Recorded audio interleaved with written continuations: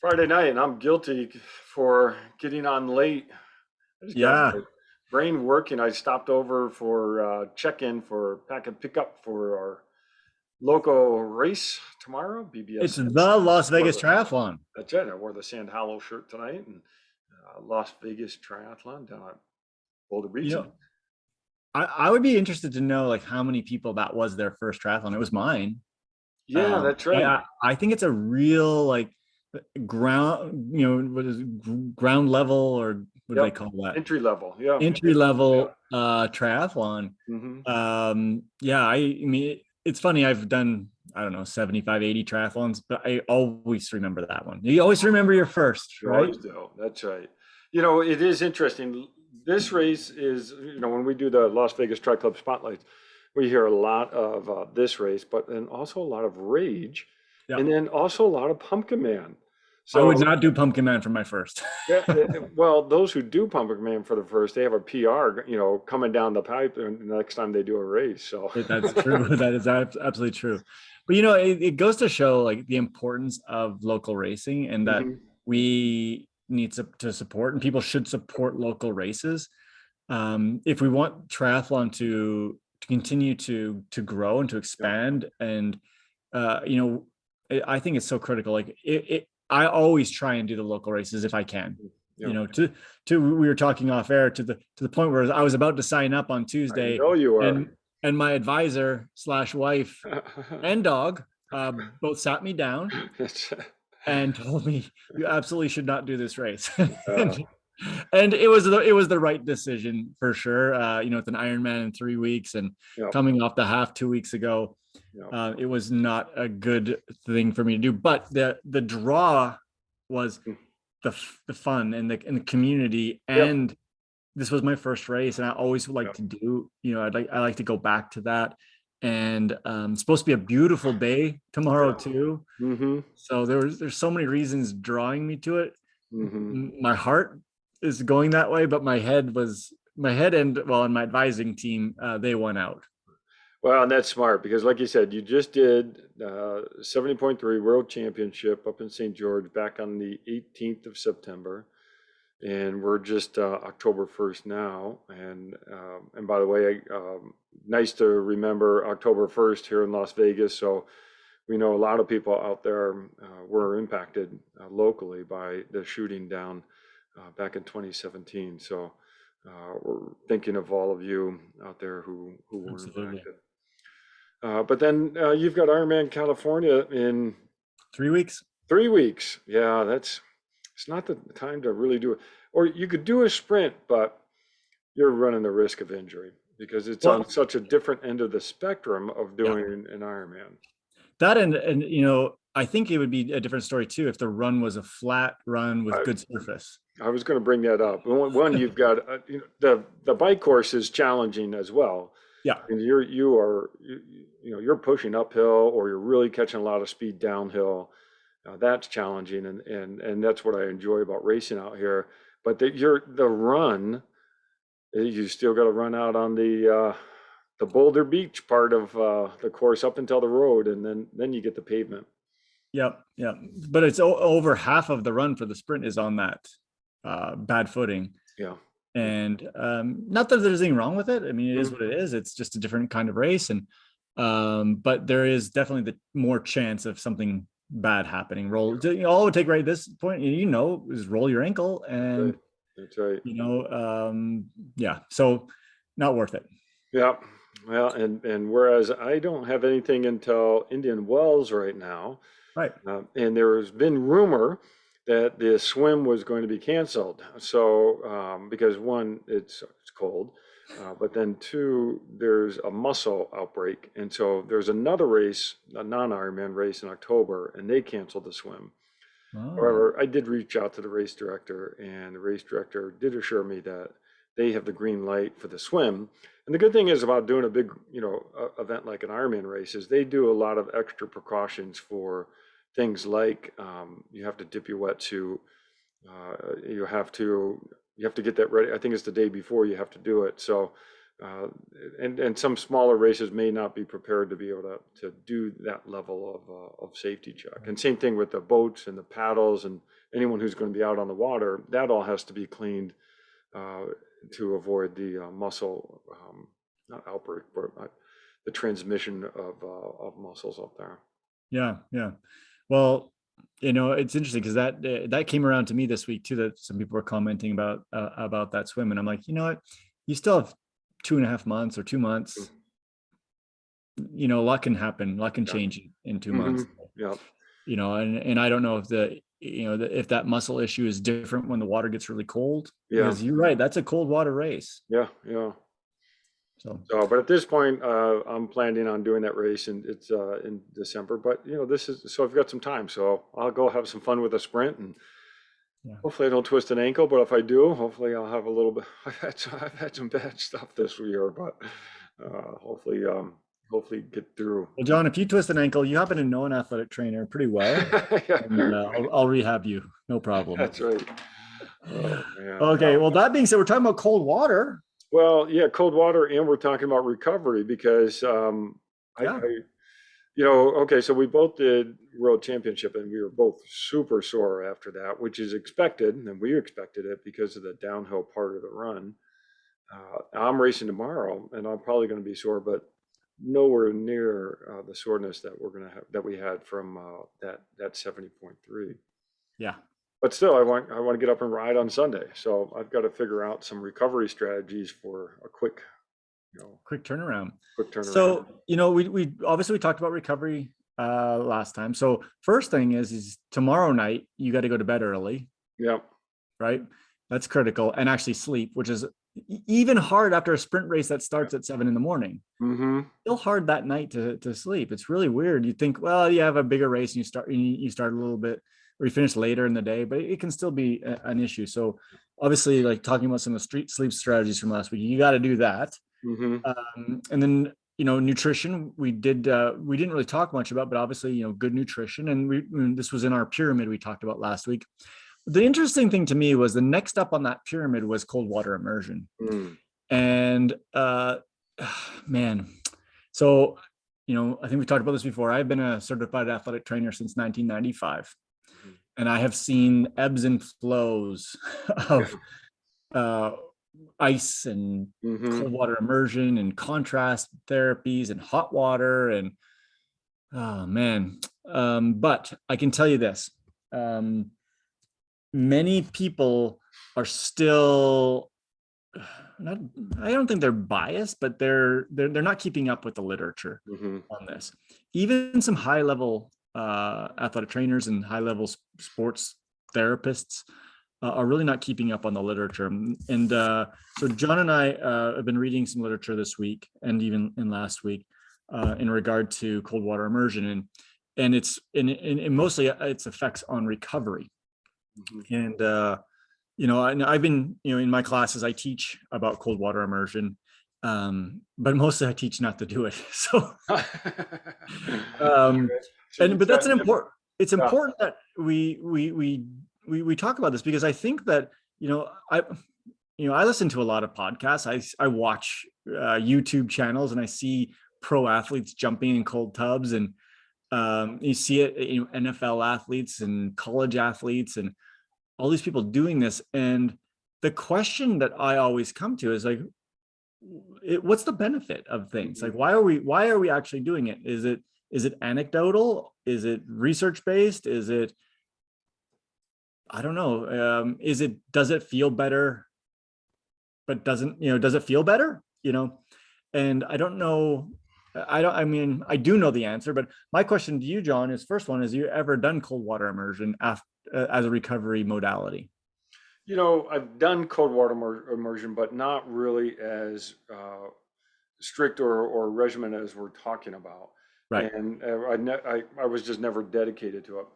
Now, okay, but help me understand this. Yeah.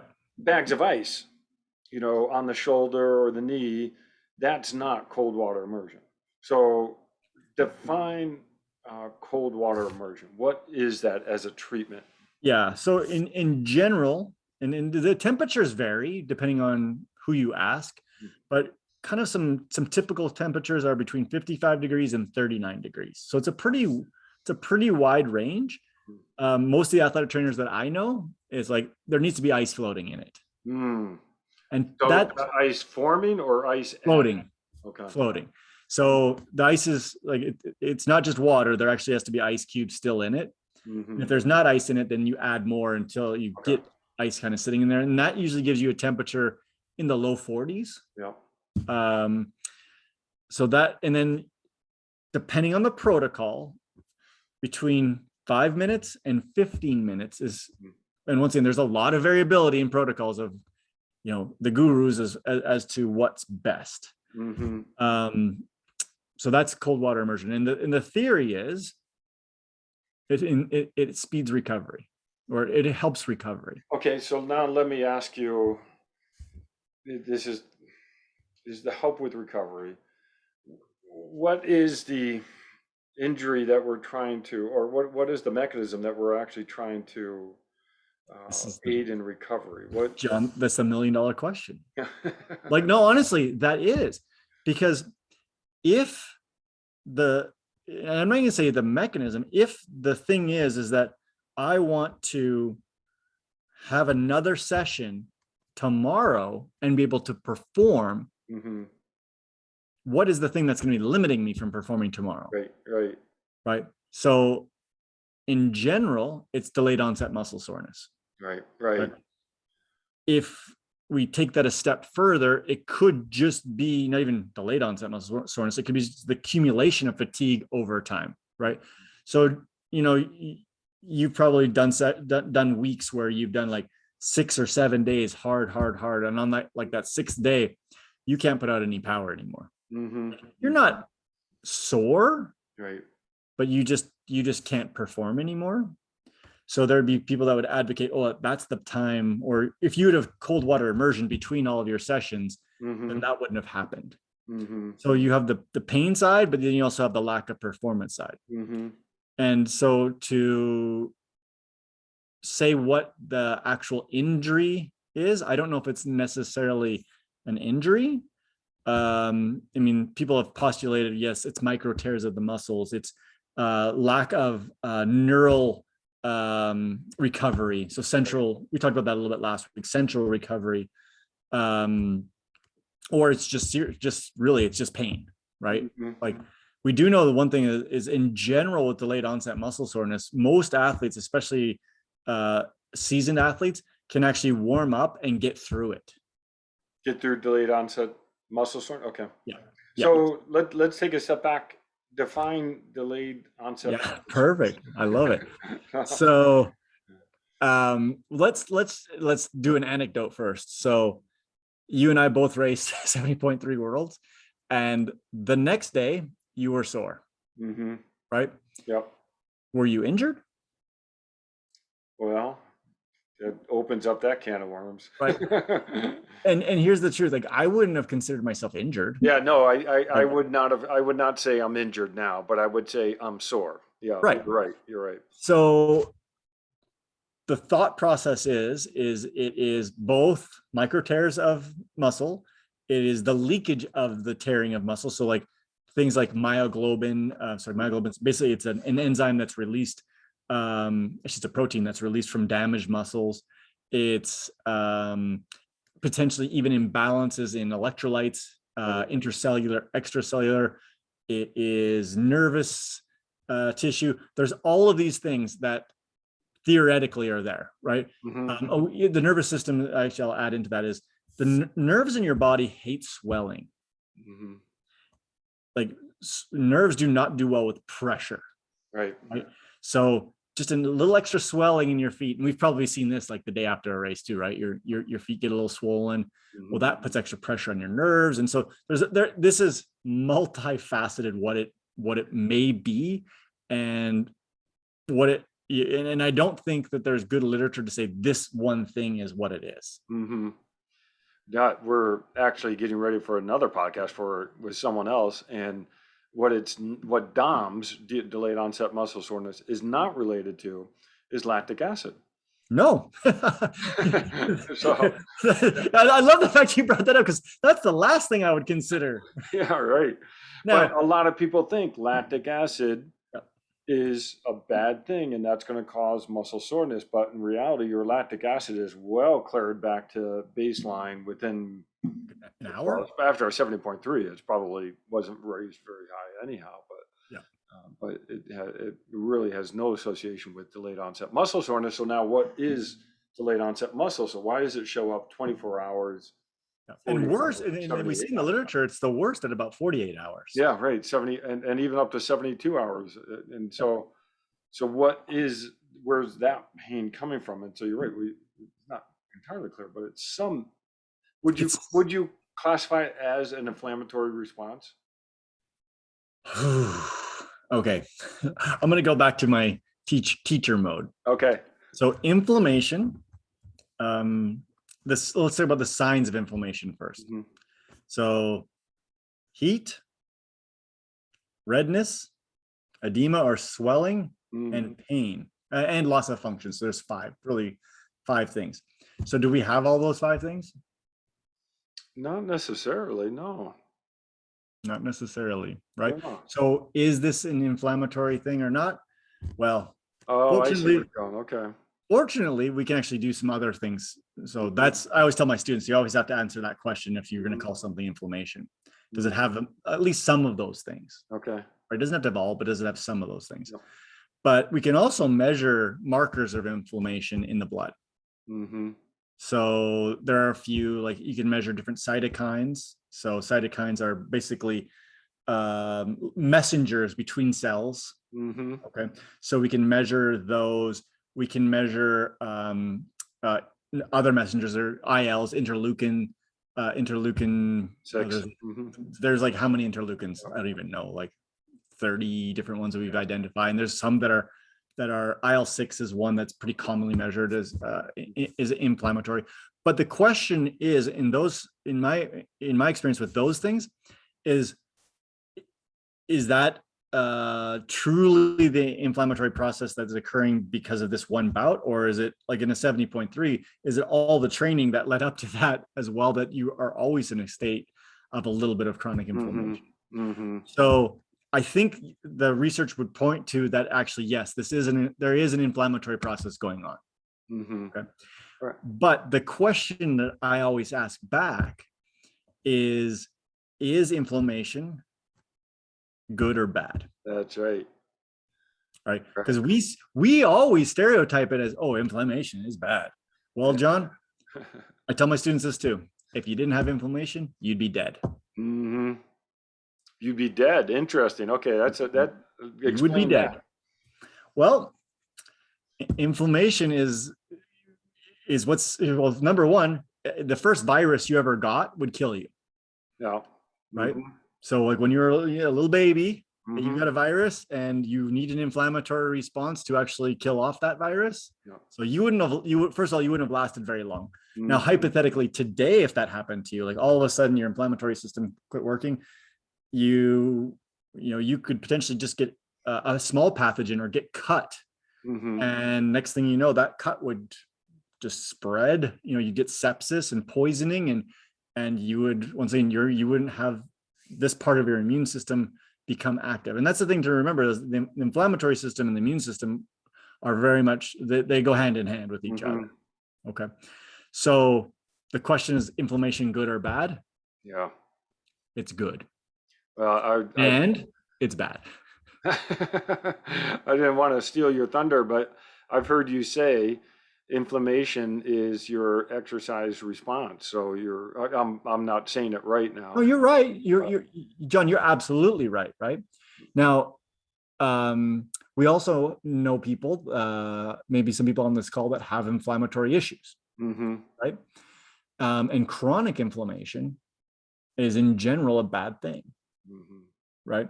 So that's when if you think about it, if you had um, just kind of this low level response all the time, that is a hyper response, Right. right? So your inflammatory system is sensing things that are not as bad as they really are, and is basically trying to react over and over again. A good one to think about, an analogy, is kind of like an allergy, right? Mm-hmm. Should I be allergic to dairy products? Mm-hmm. Are dairy products really dangerous to me? No, we know that, but certain people have an allergy to it. It's a hyper response. Same thing with inflammation. Inflammation is a hyper response to something. Mm-hmm. The most dangerous ones are inflammation of the arteries, right? Mm-hmm. Because inflammation of the arteries leads to atherosclerosis over time. Inflammation in the brain, we think, leads to things like dementia and Alzheimer's disease and other pathologies. So definitely chronic inflammation is bad, but inflammation in response to exercise is the thing that rebuilds us. Yeah. Right. So we exercise to get to basically do damage. The inflammation comes in, and that's the first step of repair. Mm-hmm. So, I tell my students this all the time too. It's like, if someone was to do a bunch of hamstring exercises, and I could create inflammation, and I could stick a needle into them and say, turn off inflammation, what would happen to their hamstring? And it wouldn't get better. It wouldn't repair. It actually would be, that strength training would have actually caused a negative adaptation instead of a positive one. All right, so it's interesting. So now we're getting into recovery modes. But now, how are you going to differentiate between the stress stimulus that's going to be good and the stress stimulus that's going to be bad? So now I'm thinking, the adaptation part is Hans Selye's stress adaptation model. This is exactly what we're talking about, right? And you've got to be able to allow time to adapt. But if you okay, now I can see where you're going to go here. Because if you're going to mask the stress, then you don't get the adaptation, which is the training response. Yeah. Yeah. Or if you mask the response, so once again, let's just hypothetically say I could take the pain away. Mm-hmm. Yeah.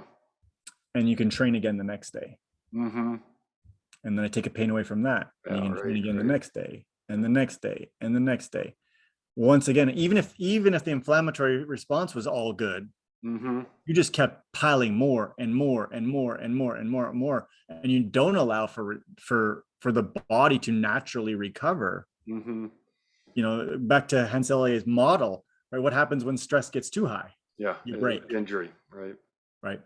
So if we're using recovery modalities that just mask pain, it's not a good thing. I mean, I could easily do this to you. I could give you Tylenol, right? Like, I could give you enough Tylenol to take your pain away, and you could go train again tomorrow. Or even the infamous cortisone shot. Exactly, the infamous cortisone shot. But the cortisone actually is even worse, because cortisone will degrade. Yeah. So don't even get me started on that topic. But so that being said, with our recovery strategy, so let's look at the ones we agreed on, right? Sleep. What does sleep do to the recovery process? Well, it allows us to rest and allows the body's natural processes to occur. We get our little bit of human growth hormone, our testosterone goes to work, all these good things happen. Nutrition, we need proper nutrition to allow for the rebuilding to occur, right? We're putting good building blocks into things. We're giving enough energy for the inflammatory response and even some immune response to occur. There's actually some evidence, we'll talk about this maybe the other podcast, that lack of carbohydrates will actually dampen the immune response, right? So potentially could be leading to not as good of recovery. So we will agree that those things are probably very positive for speeding up, or not speeding up, allowing for the natural process to occur. Now, I contend that when we do things where we alter metabolism, and this is a good time to actually maybe define metabolism as basically what we're talking about the inflammatory process. That's a normal metabolism of a cell in response to stress, right? So when we mess with metabolism, what are we actually doing? Like, can cold water immersion slow down the normal metabolic rate? And then you actually started to go down this road. Is it maybe is there times when I actually went so dang hard, right? So did an Ironman, did that's crazy 70.3 we did, that I actually did so much damage that I'm going to have too much inflammation. And then in that case, would something like cold water immersion or an anti-inflammatory be a good thing? The answer to that is we don't know, right? Because that's well beyond your normal training. Yeah. And I think, okay, practically speaking, I agree with it. The training part is your approach post exercise one way, but post 70.3, I try to do whatever I can to try to recover and get back. And, rest time is a big part of that. I mean, after 70.3, you're going to take, a few days off, especially as we get older. Yeah. And sometimes it may take a week or even 2 weeks to really feel that you are back to a normal state.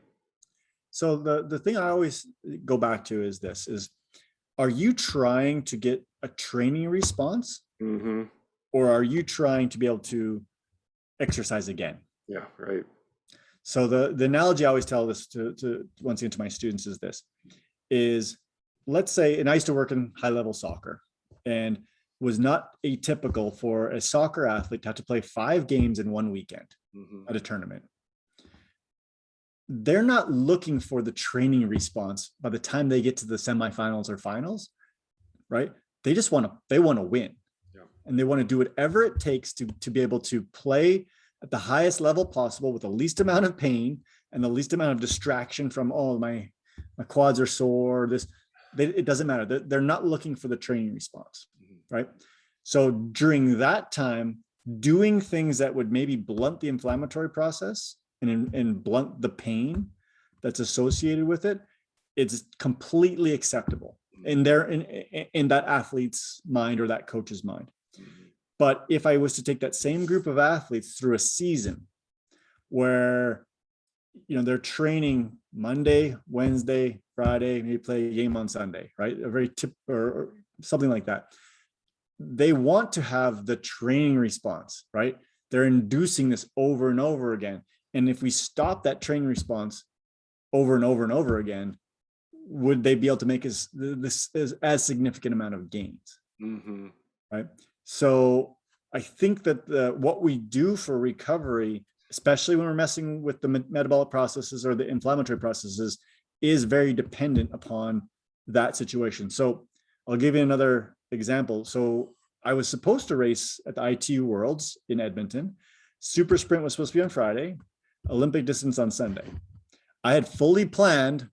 My Airbnb had a tub in it because I was going to do cold water immersion, right? Because I don't care about the training response anymore. I just want to perform again in 2 days. Right? So there are people that do this. Well, they'll race a sprint on a Saturday, and U.S. Nationals is like this. Nationals, that's right. Olympic on Saturday, sprint on Sunday. Absolutely, get cold water immersion between the two. Have you looked at what the Super League athletes are doing? Yeah, so they don't have enough time. Okay. Right? Because their 3 events, they may only have 4 minutes in between. Okay. Or between their, or even less. But if they were to do, originally in the Hamilton Island racing, what was that called? Anyways, when they were racing day after day, right, they would do that, right? So if you're racing Friday, Saturday, Sunday, you would do that, right? You would do things that would allow you to do that. And same as if you're talking about like a stage race in cycling, right? You may not do it early, like in the Tour de France, you may not do it early on because it's interesting in the Tour de France, they actually are getting training adaptations early on that will pay off in like week 3. But between 2 mountain stages in week 3, they're going to be doing things to basically blunt the inflammatory process so they're not as sore or as much pain the next day. So that being said, cold water immersion fits this. It actually can change metabolism, can slow down the inflammatory process. It doesn't stop it, it can slow it down. And in the right context, it can be used. In the wrong context, if you were to do it after every time you did a training session, it would blunt the training response. Right. And the papers that we read even went so far to say for strength athletes, Yeah, it actually decreases their strength gains. So super interesting to me because, well, I make fun of them, I guess. Maybe I shouldn't. When I walk to school from my parking lot in the morning, sometimes in the summer, and I see the football players all sitting in cold tubs, I'm like, are you a strength athlete or are you an endurance athlete, or what are you really trying to do here? Right.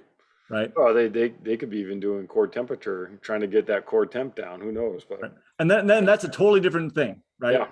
Like if you have an elevated core temperature, you got heat stroke, you absolutely should get in cold water immersion. That's the treatment. Get cold. That's right. it. But if this is training camp and you're trying to get adaptations, Yep. So I'll tell you, I actually was impressed with that as well in terms of, a lot of our research is broken up into two categories of exercise. One is endurance performance and the other is strength. Yeah. So we see a lot of papers that go in one direction or the other. A lot of my work is on the endurance part. I've done very little bit in the strength area. But what was really striking in these meta-analysis, and a meta-analysis is a paper that takes a lot of different papers and then tries to draw what's similar and what's different between the papers, and then use all those data to come to a conclusion. And then, John, I'll link to this paper in our Facebook group. Yeah, that'd be great. And then it was striking how different the results were from studies that use cold water immersion for strength training and those from endurance training. And as you said, the strength training seemed to have a negative effect of the cold water immersion, whereas the endurance was a little bit more, it didn't seem to make things worse. Yeah, but it didn't make it better either. No, that's right. So then equivocal. So then I always look at this too, like, is it easy for you as an age group athlete to do cold water immersion? I mean, say seriously, like, physically, like get some 20-pound bags of ice. That's right. Carry them in your house, fill up your tub with cold water, throw them in, and then sit there for 15 minutes. Yeah, right. Is that an easy thing to do? Like, what's the, and I see people on the internet now, they're like selling chest refrigerators are all sealed. And so you can have it in your garage and you can just always have a cold water immersion. Yeah. I just like, it's not an easy thing to do. And to me, if there's the literature in endurance athletes basically shows there is no advantage. So for me, I'm like, and by the way, if you haven't done it, and I've done it, and I've made athletes do it. Well, not made, you can't make an athlete do anything, but sitting in frozen cold water for any amount of time, by the way, you do get used to it. Yeah. But for something that actually in the research shows there's no advantage is a problem. Now, here's the problem though, John, is some athletes love it. Yeah. Right. But they love it, in my opinion, because the next day they have less inflammation and it doesn't hurt as much of their next practice. So they feel like, oh, this helped my recovery. Right. But once again, I just don't see that. It goes back to what we talked about earlier. If you follow the stress adaptation model, if you mask the stress, are you just not getting any adaptation? Yeah. And honestly, like, once again at UNLV, I see athletes doing this. Like I'm gonna give people a hard time, but the cross country team and the track team, you see them in there after practice, standing in these cold tubs, and I'm like, why are you doing this? I even asked a few athletes, like, what do you get out of this? And I feel better the next day. I'm like, okay. Yeah. Like, and that's an interesting thing, right? I feel better. Yeah, right. And then I say, well, maybe tomorrow morning when you wake up, you should have a shot of vodka. No. Right? It's gonna hurt less. Well, but I do believe, there is the power of the brain, Oh, for sure there is. and we started doing some work on compression socks. And this is tough work to actually do, because you have to tease out what people's belief is in the product or the whatever the intervention is, and what the real effect of the intervention is, if any effect. And that's not easy to do because some of these effects, they may be small and really difficult to sort of tease out. Hey, John, before we go into compression, because I do want to talk about compression, I actually had one other article that I want to talk about, and I didn't Oh yeah, send it. yeah. No, I didn't mean to switch the direction. I was No. just getting more on the belief part. So if you believe in the cold water immersion, I don't know, Yeah. maybe there's some benefit to that. I don't. So let me give you one more, and I'm just going to read you the title. Okay. Cold water immersion blunts and delays increases in circulating testosterone and cytokines post-resistance exercise. Hmm. That's not good. Okay, so now let's take this a step further. Do you think that if I was to give this to, I don't know, this article to a strength coach that was working with a football team, Hmm. that would have an impact? Like, hey, you're lowering your athletes' testosterone levels. Hmm.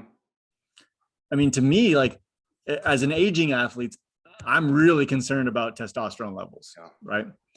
And like, to me, that's like, and actually this article is basically answering the question of why strength athletes, potentially one of the reasons they're not getting the response. Well, number one, they have decreased testosterone, and then they have like the cytokines, once again, is like, Hmm. those are the signaling molecules for inflammation. So yeah, I just wanted to share that one with you. If I Yeah. was, once again, if I was to take an athlete and say, hey, you know what I'm going to do? I'm going to give you a pill. It's Yeah. going to lower your testosterone after you exercise. Yeah. Oh, that sounds terrible. Yeah. Well, but you asked the question, if you give this paper to a coach, will they change what they do? And I think this is why, well, a cold water immersion has been around for a long period of time. And I think, we are all a little slow to react to Yeah. information, not inflammation. Yeah. And it does take, incremental steps to get there. But Yeah. yeah, it is. It's hard to change what our intrinsic beliefs are with training, and it's hard to sometimes get away from the anecdotes or the stories Yeah. uh, that we hear, or we see a professional triathlete doing things one way, and we're like, oh, we got to do it that way, but we So, and don't then know. if we go to our pyramid from last week, this was the third step on the pyramid, and that was from the National Strength Coaching Association, Hmm. right? And I know that pyramid came out before some of this latest research. Yep. I'd be interested to see if they changed what the pyramid looked like. Right. Right. So let's actually move up the pyramid and let's talk about the next level, which actually compression was part of the next level. Hmm. Okay. And we've been marketed to big time Yeah. as endurance athletes, and not just endurance athletes, as athletes in general, about compression. Hmm. So you were talking about Incrediware. So for those No, people that actually, I don't, was talking about we were doing oh, Incrediware is not a compression product, so okay. they actually try to Is it? differentiate themselves from that. Okay, but in general, you've used compression Yep. garments, Hmm. right? It's almost impossible to go to a triathlon and not see people using compression garments. Hmm. Every expo you ever go to now for a triathlon or a marathon has got companies with Normatec and recovery systems, recovery boots, Air Relax.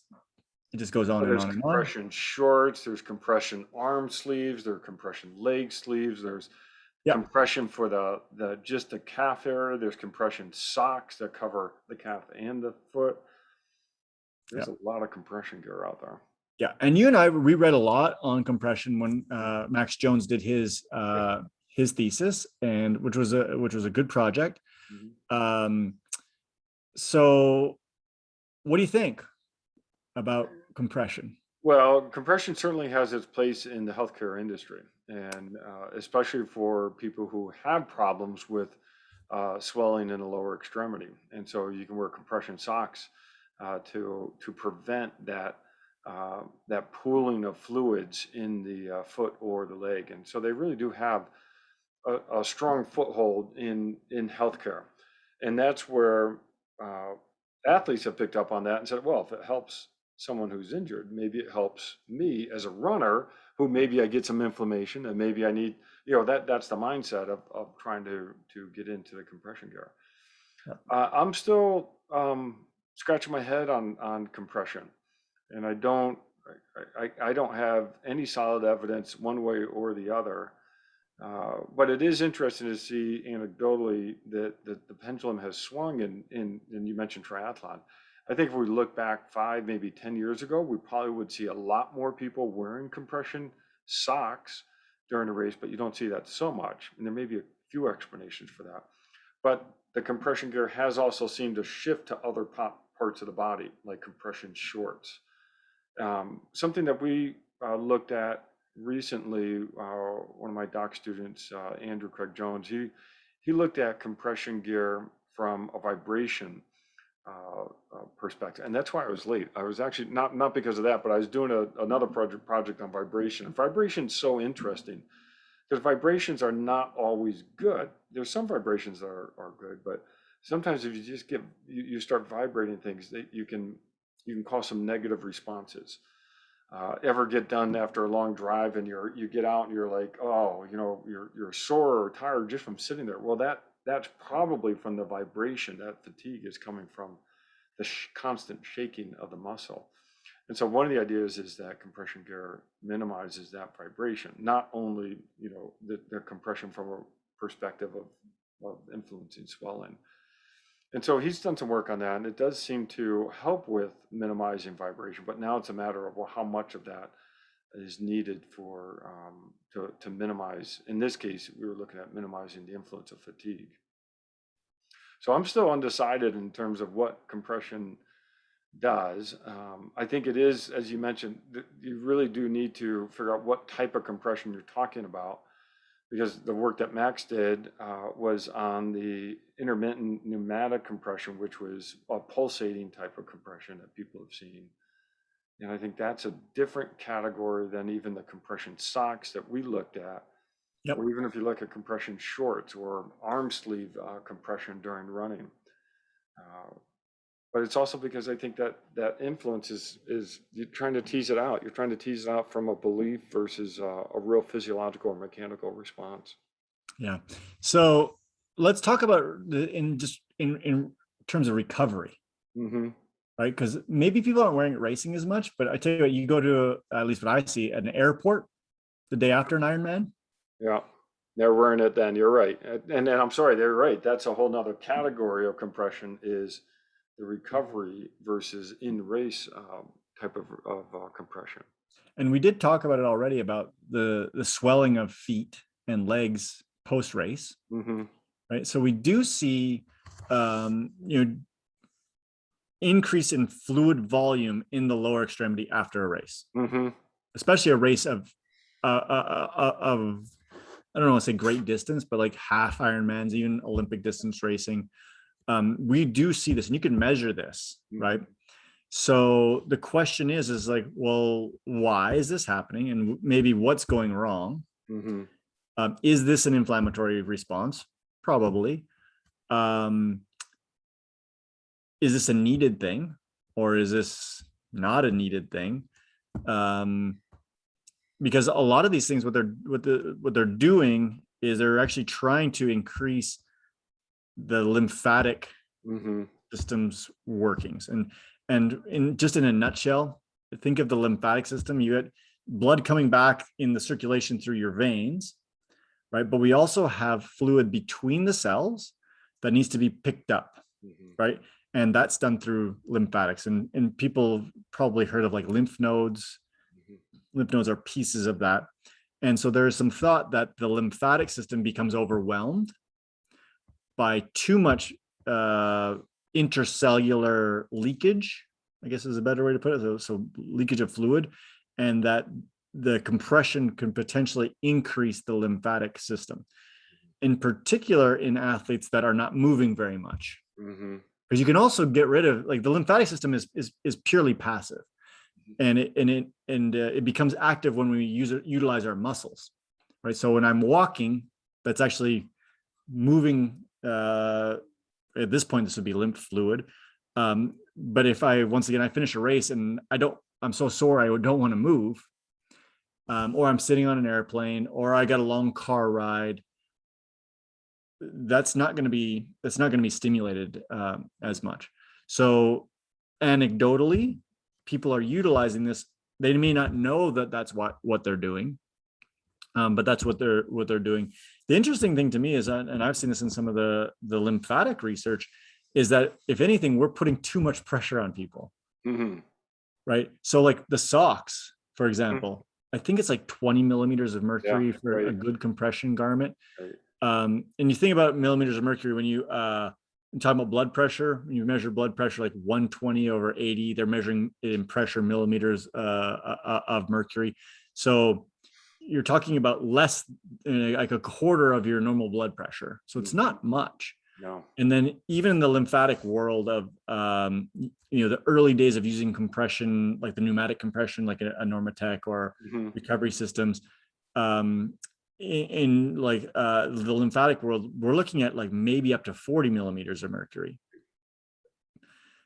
These companies got into a little bit of an arms race. Mm-hmm. And this is interesting because, like, I get marketed this stuff as an athletic trainer all the time. Get an email. Hey, our system goes to 90 millimeters of mercury. Oh yeah, ours goes to 120 millimeters of mercury. There is one that's being marketed right now. I'm not going to say the name. 320 millimeters of mercury. Whoa. Well, that's painful. Yeah, but it turns on and then turns off. Right, it fills and like, oh, this is like the best thing because it's doing this and it's doing this. I'm like, at what point are we crushing cells? And so I think that if we understand what we're trying to do as far as that side of things, as far as the lymphatics, not utilizing too much pressure is probably better than, but once again, athletes, the anecdote is, oh man, it feels like a massage when I turn it up really high, it hurts. So if it hurts, it must be good. Well, okay, so I got to tell my blood pressure story. I used to work in cardiac rehab years and years ago, and we had a patient come in. We always do blood pressure check, and nurse went over and checked this one patient's blood pressure and checked it again and and came over, and then he came over to me and says, "John, go check this person's blood pressure." And I checked it, and normally when you check blood pressure, resting blood pressure, you pump up the cuff to about maybe 180 millimeters of mercury. And so I was just doing that. And I'm like, afterwards, I said, I can't get it. He says, pump it up to over 300. So I pumped it up over 300 and her blood pressure was like 310 over something. We called the doctor right away. That was resting blood pressure. And it came in and just did a little carotid massage and brought it down. So it was really pretty neat. All right, so that was just a little pressure story. So interestingly, though, I've talked with some manufacturers of compression socks for running, and you're right. They are targeting 20 to 25 millimeters of mercury of pressure, but they want to do more, and they are limited by how much they can actually build into the sock for that. I think I want to say it's an FDA issue, but it is. But it also becomes uncomfortable at a certain point. Yeah. Right? Because it's continuous, whereas like the pneumatic systems, they go on and off. Yeah, that's right. Right? If you were to keep that on, even at like 60 millimeters of mercury, if you were just to hold that on, it's horrible. That's right. And these are running socks, you're right, not resting. So then there's another company that we've done some work with that it's not compression gear so much, but it's a different type of fabric. And the fabric is designed in a way to try to help reduce inflammation. I don't quite understand the mechanism of it, but it is an interesting concept of trying to get at the same thing. How do you help someone recover? And that's their goal, is to try to have a garment that helps with recovery. Yeah, and for me, honestly, like I do use compression garments, like sleeves sometimes, and I'm a regular user of a pneumatic compression system as well. I've, after doing more and more reading, I've turned my pressure down, Okay. Oh, because I used to interesting. try and like, Yeah. oh, I'll go to the highest Yeah. possible. Yeah. I'm seeing just as good of results with lower Yeah. pressure. Mm. But I do also think that one of the things that ends up happening in these units, and this is something that anecdotally I've heard from the manufacturers as well, is athletes fall asleep in them. Yeah. Right. They Which, somehow stimulate the parasympathetic system. mm, And if you can actually get somebody to chill for an hour, right, and just not, not move around, not do anything, and get into this kind of rest and digest mm, time, that actually might be the win. yeah. Right. Right? So going all the way back down to recovery and rest, it actually this whole lymphatic thing, where it might not even actually be the thing, it actually might be just you got them to rest. I know someone who trains pretty hard for races and has a recovery day. And on that recovery day, this particular person is off doing all sorts of things. It's not I a know this. recovery day. I know this person as well. Yes, I think you do. Yeah. So, yeah. And so, yeah, after World Championship, after the 70.3 race, I wore this garment on my legs. I wore them under pneumatic intermittent compression boots, and I also would get in the water. And actually, I believe that the water is great because that's actually another pressure Yeah. that's applied to the lower extremity. And I really enjoy going swimming after a big event like that, and doing kick set. Not kick sets like on a kickboard type kick set, but doing, moving my legs in the water and even including some running in the water, because I think there's actually this almost like this massage effect. It's Well, totally I think you're oh, stimulating the lymphatic system, yeah, yeah. Oh, or you're not just that, you're utilizing it. yeah. Yeah. So I try to throw everything at it, after a big event like that. It, Yeah. but Because once again, like, you're not necessarily from that big event looking for the training effect. it's right. Like, the training's done, right? Mhm, Like same thing with it, like the last race of the year for mhm. me. Yeah, jump in some cold water immersion, take a bunch of Yeah, right. pain NSAIDs and Mhm. anti-inflammatories, and Put your legs up, just, yeah, inject myself with a fish tranquilizer. I mean, whatever it takes. yeah. Mhm. Yeah, no, it is a little bit different for sure. Well, and I saw a comment earlier on blood flow. And on one hand, blood flow is really interesting because you do need blood flow to the muscles to not only deliver oxygenated blood and nutrients to the muscle when it's recovering, but you also have to take the waste products away as well. Yeah. And so having the right amount of blood flow is interesting. And I think that's really their intermittent compression. That's what they're trying to get to as well, is trying to enhance Yeah. blood flow. But and if you think about it, they're not getting to the point where they're cutting off blood flow, Mm-hmm. right? Because if it's below the diastolic pressure, Mm-hmm. so like they were talking about that 120 over 80, as long as it's below the 80, that's that you're not cutting off blood flow. Now, to some smaller capillaries and stuff, maybe you're cutting it off to a certain Mm-hmm. extent, but the net blood flow is probably very similar. Yep. I mean, that's my understanding of it, at least. No, that's right. And that's where um, the negative side of too much compression, like you talked about with the socks getting too much pressure. And now, if you're doing the tourniquet, that's not good. You can't, because now you're not delivering the right amount of blood and you're not removing the waste products. But that is, maybe we need to do something on the occluded blood flow training. I would love to do a talk on that. I We know you've absolutely been would. messing with that a little I bit, have so. been. I have been. I have not got on the bike with it yet, though, which is a thing that people are Okay. doing now. So the occluded, well, just quickly, that's where you are trying to purposefully cut off blood flow to a muscle or muscle group, and then release it. No. Oh no! Oh, okay. Then exercise on and off for about 15 minutes Oh, with, that hurts. but it's not complete occlusion. Yeah. You actually take it just Okay. below the systolic blood pressure. Mm-hmm. So, Interesting. but it's not very fun. Yeah, yeah, We'll do a talk on that for sure. yeah, All right, John. Hey, that was a lot of information again. yeah. We're man, it's funny because I don't even know what we're at now. We're somewhere in the 80s as far as number of times we've had these conversations. I know. There's still lots of stuff out there. There's still lots Well, of stuff. yeah, I've been uploading our audio to our podcast uh, station or channel, I guess it is. Yep. The evidence-based triathlete. I got a email today that we had 150 downloads. Oh, wow. That's awesome.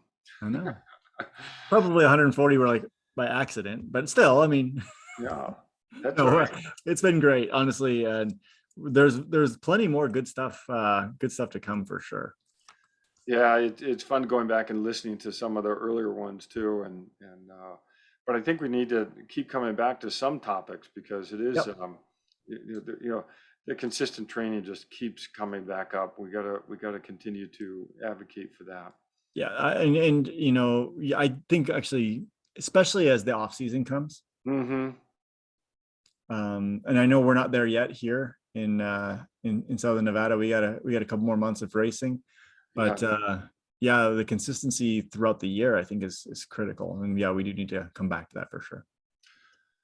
Well, okay, so after this race tomorrow, I think I'm going to come home. I'm going to put my my Incrediwear garment on. I'm going to put my pneumatic intermittent compression pants on. Then I'm going to put my feet up, and then You after that, I'm going to you go. missed step 2 of the pyramid, nutrition. I was going to say I got to eat. That's right. I got to You go. gotta eat. And I guess we should talk about the one thing that really, other than not lack of sleep, really hinders recovery. We'll kind of finish this off. Alcohol. Oh, that's a good point. Yep.